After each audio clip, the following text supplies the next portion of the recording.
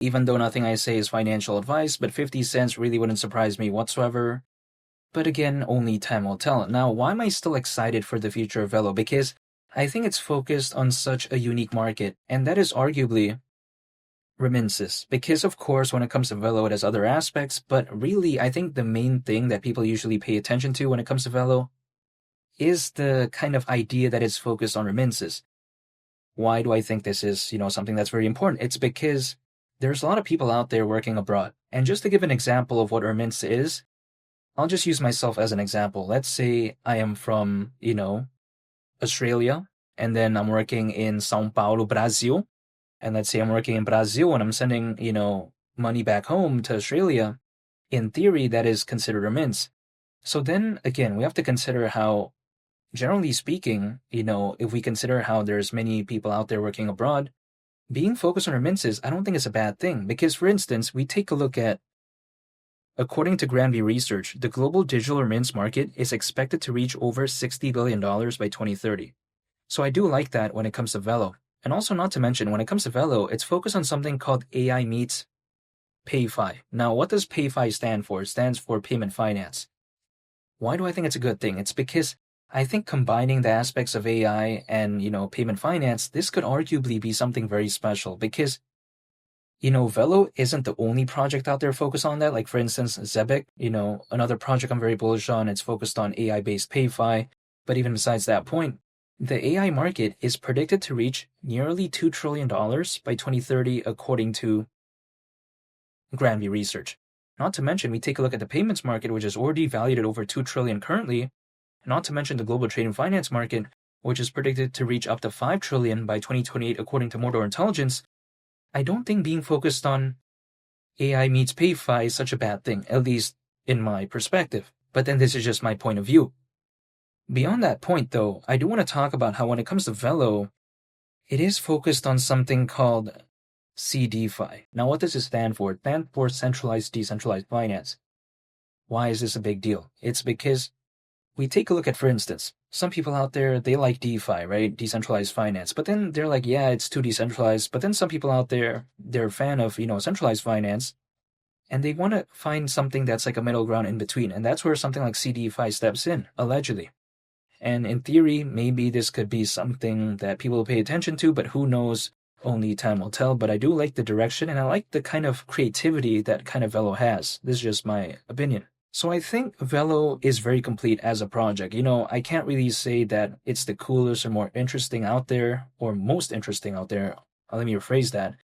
But then I think it is cool for what it is. It kind of gives me those RSR vibes. RSR is another project I'm very bullish on. Velo also kind of gives me the vibe of something called AMP. AMP is another project I'm bullish on. Kind of gives me that type of vibe. You know what I mean?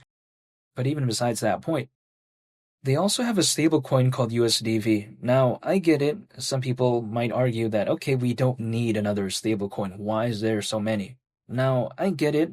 Probably we don't need any more, but I still think it is something pretty cool nonetheless because, for instance, we have to take a look at Velo's involvement with BlackRock and also, more specifically, BlackRock's tokenized short-term treasury fund into their USDV stablecoin, and BlackRock is very fantastic. Allegedly, I've seen that they own a lot of Bitcoin. So really, I do like this for something that is quote-unquote as kind of not as well known, like USDV, for instance. This is something that I think is very amazing.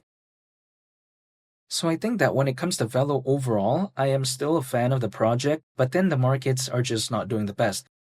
Even despite, the amount of institutional investors, the amount of enterprise adoption, having over 600 million crypto owners currently, according to Crypto.com research, not to mention, we take a look at the hype surrounding the Bitcoin ETF and the Ethereum ETF, despite the price going down, there's still quite, some hype there. So then as of right now, kind of these factors, they're not able to kind of showcase what they're sort of capable of. But to me, it's just a waiting game because I've seen the S&P 500, at least the historical price chart. I've seen what it does. Eventually, hypothetically, it does, recover. Take a look at also something like Bitcoin, right? I mean, of course, Velo doesn't have that big of a sample size like an S&P 500 or let's say a Bitcoin because it simply hasn't been around that long.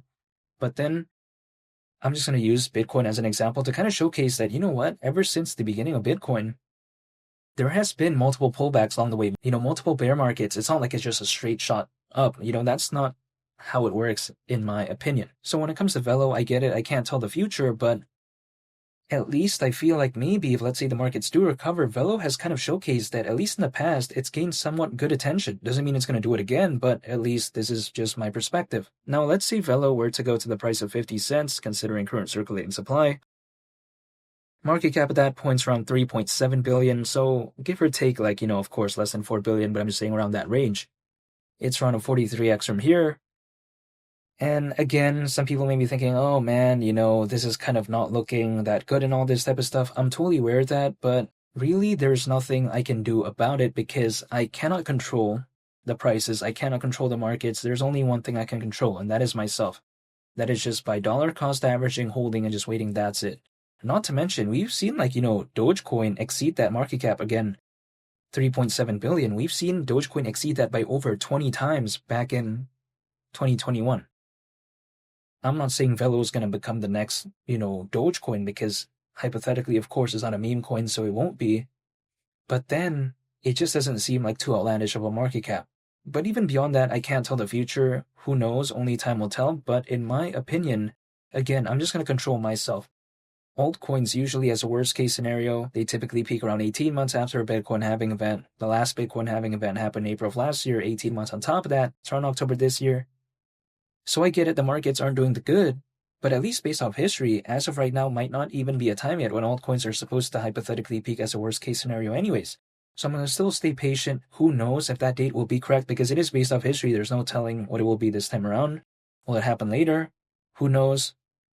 But I'm going to still stay patient and just believe in the projects that I do believe in, hold, and that's pretty much it.